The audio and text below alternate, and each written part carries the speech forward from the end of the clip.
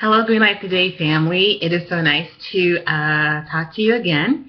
I'm recording this early because I'm going to be in service all day tomorrow.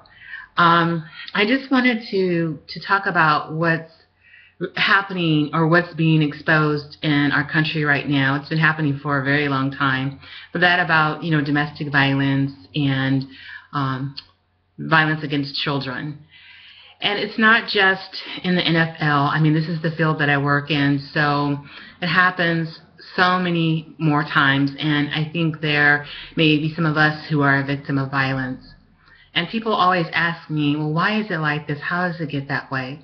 And I think there's no simple answer.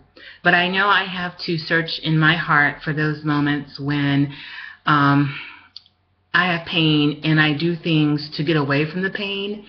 And, fortunately I'm able to monitor myself, and I have, learned skills to deal with that, but so many of us have not, and we just perpetuate the pain. And so I've been reading this book, and I'm still reading it.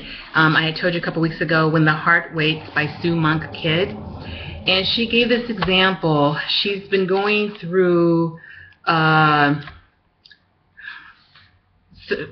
tales that we grew up with, and one, was The Wizard of Oz. And she talks about the Tin Woodman. We always just say the Tin Man, right? And how he became this person is that he was in love and someone he's about to marry. And then what happened as he ran to, I guess, assist her, the Witch of the East enchanted his axe and caught him to cut off both his legs, and he replaced those with tin.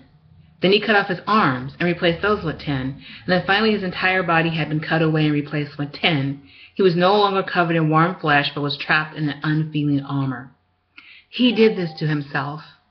He chose rather to have hard metal or hard coldness instead of dealing with the pain. So he covered himself.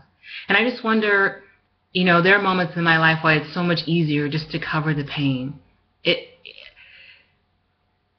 But as it brings out, when we fragment ourselves, the pain is still there, and it just causes us to rust. Fortunately, as in the Wizard of Oz, there was the oil can, there was Dorothy, right? And I like what she talked about is she asked these questions. What can't I get done? What is stifled? What am I pretending about? What would happen if I opened my soul and let someone peer way down inside? What would happen if I can no longer connect to my real feelings and I lose myself? I think these are some questions that, as a society, we really need to ask ourselves. We're always running from something, right? And, no judgment here. We've all done it. But how can we connect with the pain? It's not easy. And we live in a world where love is not the number one thing that's valued, right? So we have to claim that for ourselves. It's kind of hard to read for me because it talks about all the things that I could be covering up with tin, that I could be letting rust away, and how I have to get that oil can and see how I can get it to work, to be real flesh again. I want to leave you with a pretty tough quote, but I think it's so important that we hug ourselves and that we embrace all parts of ourselves. And it's a quote by Arthur Miller in a book called After the Fall.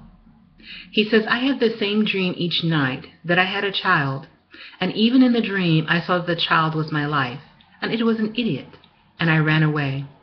Until I thought, if I could kiss it, perhaps I could rest. And I bent to its broken face, and it was horrible. But I kissed it. I think one must finally take one's life in one's arms. So I hope that leaves you in a place of growth and many opportunities. Have a great day, everyone.